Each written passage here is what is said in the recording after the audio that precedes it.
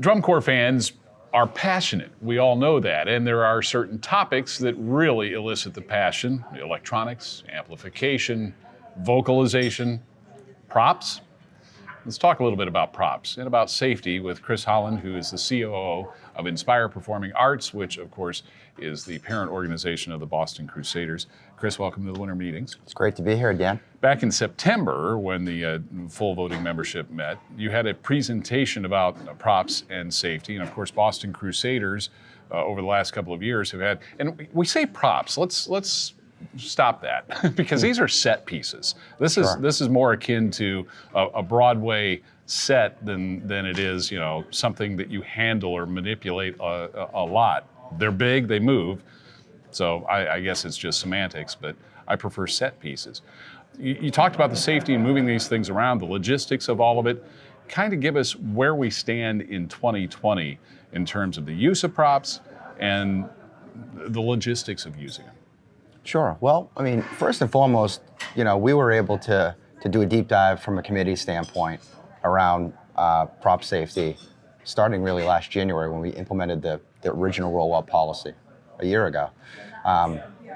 Because it's a safety policy, we certainly wanted to monitor that throughout the course of the summer and coordinate with the DCI event staff, the CEO of DCI around, hey, how did we do?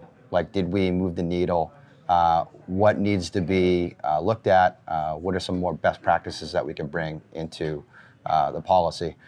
So right after championships, although everyone's exhausted, I was fortunate to have a great committee to work with. Many corps represented on that: Santa Clara Vanguard, Carolina Crown, and Blue Devils, and Phantom Regiment.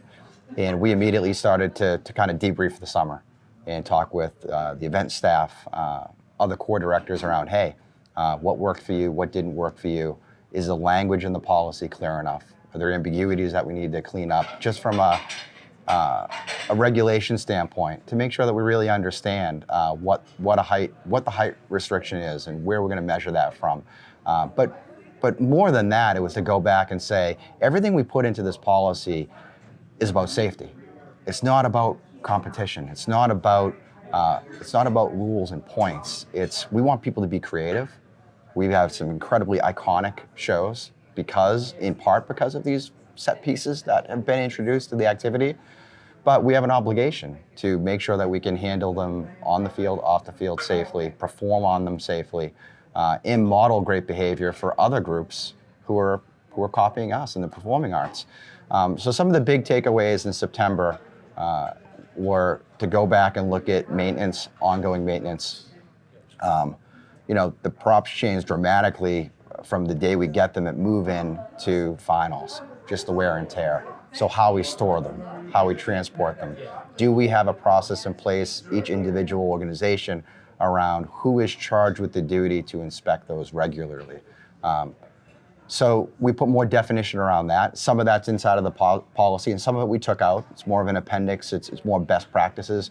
And one of the great things was, the policy, we went from talking about it and thinking about it from a pure design standpoint to, okay, the policy will shape the design because we want to be well within the regulation.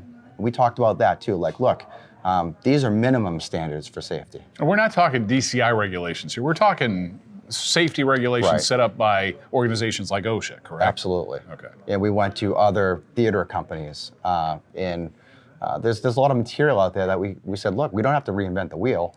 We want to make sure that we're meeting standards that are already in place elsewhere. We brought those formally into Policy 526, which is the prop safety policy. We referenced those within our own policy. And really, the great collaboration was that if you're Boston or Blue Coats or Blue Devils or variety of corps, some corps, it's tarps. Those are props. Mm-hmm. And let's not lose sight of the fact that anything we're putting on the field, we have an obligation to the venue safety. We have and that venue is going to be different every day. There's rehearsal sites, there's performance venues, and we have an obligation to performer safety. And ultimately, we want to make sure that everything we're doing safety helps guide us. It's not an obstacle. It's part of the process throughout, from start to finish. Everything we're doing is to make sure that we can continue to do this. We can continue to put these set pieces onto the field. We don't want to get to a point where we really have to scale this back because it's gotten too far away from us. We can't manage it appropriately. When Chris says performer safety, I know that the first thing we probably think of is safety while performing on the field. But the core members, the performers themselves, are also the ones backstage moving these on and off of trucks, doing, in some cases, the inspections, as you say. Being backstage at a DCI show, it's a hub of activity, and I see hard hats, I see safety vests. This is the kind of stuff you're talking about, right? Sure. And what we want to do is make sure that people have enough pre-planning for that. And if it's going to be member intensive, that it goes into all those factors, the equipment that they need, the time that they need, because traditional drum corps, and I grew up 9 years marching. And it's still the same. You're on a tight schedule. Yeah. Like you're trying to get every minute out of every day. When you introduce the scale, the size, the weight of the props that some groups are using, you can't operate under a traditional model. And we did hear groups that are changing the way that they travel, changing the amount of shows that they do, changing the way that they structure a rehearsal day, because they go, we have to make accommodations for, sometimes it's the members, but even for us, we used a prop crew last year to keep the members as far away from the setup and the breakdown as possible. We certainly had to use members on top of that, but I was sharing with membership, like now, as a corps director, I'm charged with making sure that my prop team, whether they're paid or volunteer, they have enough time and they're physically, emotionally, mentally okay, because it's a grind out there on the road, Well, those big, for lack of a better word, pegboards that you used in your 2019 show, angled, they moved around the field. How much did those weigh? Do you have any idea? Those are 1,200 pounds. 1,200 pounds each? Yes. Can you give us any kind of insight into 2020, what you might be rolling out onto the field? We are designing a show it's our 80th anniversary this year. And I think the team is not allowing any type of a prop to be the centerpiece of what their ideas are. So I can say definitively that is not the process that we're using, where we have this unbelievable prop idea and we're going to construct a show around it. It's, for us, we're taking a little bit of a different path. And even in the past, the props, Dave Gibbs, who, when he speaks, everybody listens, right?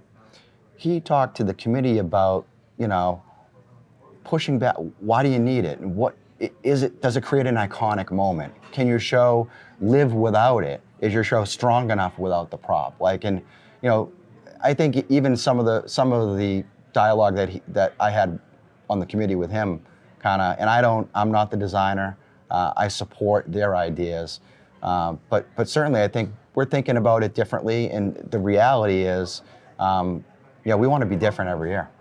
We want to entertain in a different way every year, which means sometimes you got to look different, and that might be a uniform or a costume change. That might be a different approach to props, whether it be the height or whether it be the scale, whether it's they move, they don't move. So we're certainly going to mix it up. I think we're going to look and feel different because the show requires that. Yeah.